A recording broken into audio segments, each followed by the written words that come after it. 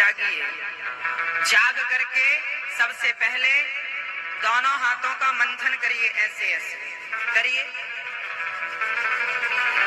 क्यों कराना है ऐसा? कहते हैं कराग्रे वसते लक्ष्मी, है ना? कराग्रे वसते लक्ष्मी,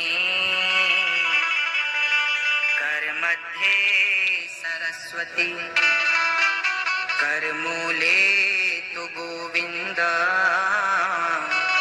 प्रभाते कर दर्शनम। कर के अग्रभाग में लक्ष्मी होती है, मध्य भाग में सरस्वती और मूल भाग में ब्रह्मा। इसलिए मूल भाग में भगवान नारायण होते हैं।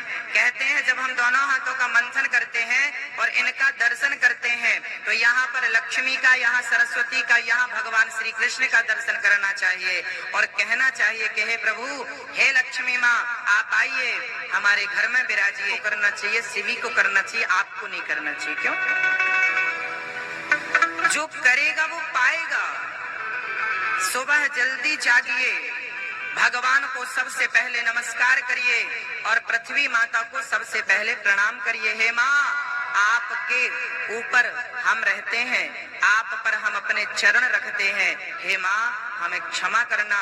हे माँ, आपके कारण हमारा पेट भरता है, हमारे किसान भाई पृथ्वी माता के कारण समृद्ध हैं और पृथ्वी माता से ही पूरी सृष्टि का पेट भर रहा है। तो ऐसी पृथ्वी माँ, उनको नमस्कार करिए, क्योंकि वो अन्न का जन्म होता है। ना हो अन्न तो आप और हम क्या खाएंगे? इसलिए पृथ्वी को नमस्कार करो। हे माँ, हमें क्षमा करना। आपको कोटि कोटि नमस्कार।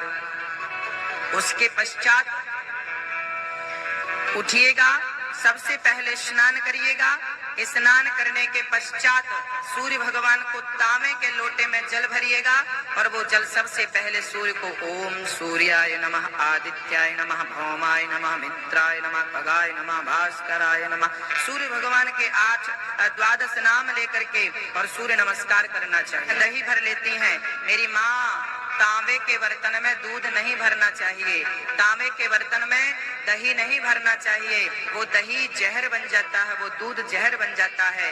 तांबे के बर्तन में सिर्फ जल भरना चाहिए, दूध दही स्टील के बर्तन में भरना चाहिए। चांदी के बर्तन में भर सकते हो, तांबे के बर्तन में दूध और दही जहर हो जाता है। इसलिए जो चीज कही जाए उसे अपनाना चाहिए।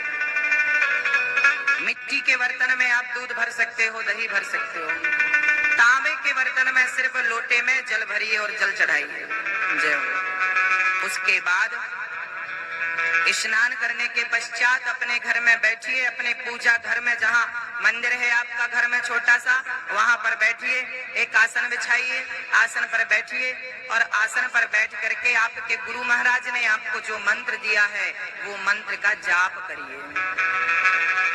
सामने राम का चित्र रखिए, कृष्ण का चित्र रखिए, लक्ष्मी नारायण भगवान का चित्र रखिए और चित्र रखने के पश्चात आंख बंद करिए। आंख खोलिए तो सामने राम का चित्र नजर आना चाहिए। आंख बंद करो तो वही अंदर हृदय में नजर आना चाहिए और बस जाप करते रहो। माला ऐसे पकड़ना चाहिए, ये पहली उंगली बाहर, छोटी उंगली बाहर और ऐसे माला पकड़ते हुए ऐसे माला का जाप करना चाहिए। जो मंत्र गुरुजी ने दिया, एक बार मंत्र बोला एक मोती, एक मंत्र बोला एक मोती, एक मंत्र बोला एक मोती, एक मंत्र बोला, ऐसे माला का जाप करना चाहिए। ये सुमेरु होता है। जब माला यहाँ पहुँच जाए, 11 माला आपको जपना है तो यहाँ पहुँच के से पलटा लिया जाता है, सुमेरु को पार नहीं किया जाता, ऐसे हमारे संत मुनि ज्ञानी जन कहते हैं। यहाँ पहुँचने के पश्चात जैसे आप यहाँ पहुँच गए, अब इसे पलटा लीजिए ऐसे। ये माला जपने का विधान है। ये माला जपना कैसे? यह माला यहाँ हृदय में लगा के जपना चाहिए। मैंने हाथ उठा के केवल समझाने के लिए बताया, नहीं तो आप भी ऐसे जपने लगो। कोई देखे कहे पागल कैसे गुरु ने से ज्ञान दिया। इसलिए माला ऐसे जपना चाहिए, छिपा करके। गौमुखी होती है, उसके भीतर माला डाल के ऐसे माला जपना चाहिए। और दूसरा हाथ इस अंगूठे को पहली उंगली से लगा करके इसको दबाना है, ताकि एक्यूप्रेशर कहते हैं डॉक्टरों की भाषा में, हमारे शरीर में ये पॉइंट बने होते हैं। इन पॉइंटों को दबाने से वो जिसका पॉइंट होता है वो बीमारी ठीक होती है। तो ये मन का पॉइंट है। ये यदि इसको दबाएंगे ना तो मन केंद्रित होता है। इसलिए ज्ञानी जन ऐसी मुद्रा में तपस्या करते हैं, ध्यान करते हैं। इसको दबाने से, इस उंगली को यहाँ पर दबाने से आपका मन आपके वश में होता है। ऐसा एक्टिव प्रेशर का जो साइंस विज्ञान है वो कहता है। ये हमारे पुराने संतों का रिसर्च भी है।